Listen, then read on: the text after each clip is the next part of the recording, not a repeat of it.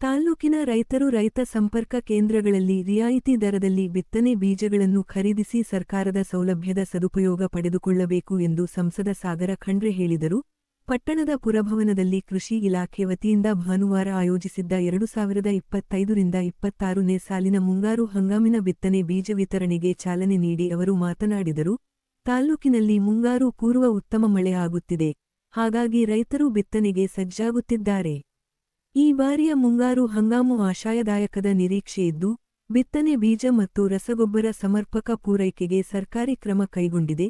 ಹಾಗಾಗಿ ರೈತರು ಬಿತ್ತನೆ ಬೀಜ ಮತ್ತು ರಸಗೊಬ್ಬರದ ಬಗ್ಗೆ ಆತಂಕ ಪಡಬೇಕಿಲ್ಲ. ತಾಲ್ಲೂಕಿನ ಎಲ್ಲ ರೈತ ಸಂಪರ್ಕ ಕೇಂದ್ರಗಳಲ್ಲಿ ಬಿತ್ತನೆ ಬೀಜದ ಲಭ್ಯತೆ ಇರಲಿದೆ. ಕೃಷಿ ಅಧಿಕಾರಿಗಳು ರೈತರಿಗೆ ಯಾವುದೇ ಕಾರಣಕ್ಕೂ ಬಿತ್ತನೆ ಬೀಜದ ಕೊರತೆ ಆಗದಂತೆ ನೋಡಿಕೊಳ್ಳಬೇಕು ಎಂದು ತಿಳಿಸಿದರು.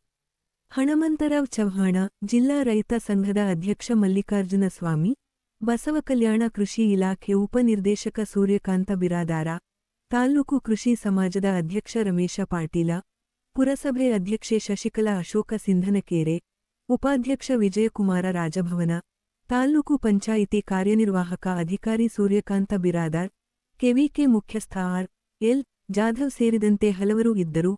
ಸಹಾಯಕ ಕೃಷಿ ನಿರ್ದೇಶಕ ಪಿ.ಎಂ. ಮಲ್ಲಿಕಾರ್ಜುನ ಸ್ವಾಗತಿಸಿದರು. ದೀಪಕ ಠಮಕೆ ನಿರೂಪಿಸಿದರು. ಆಕಾಶ ಹಿಲಾಲಪೂರೆ ವಂದಿಸಿದರು.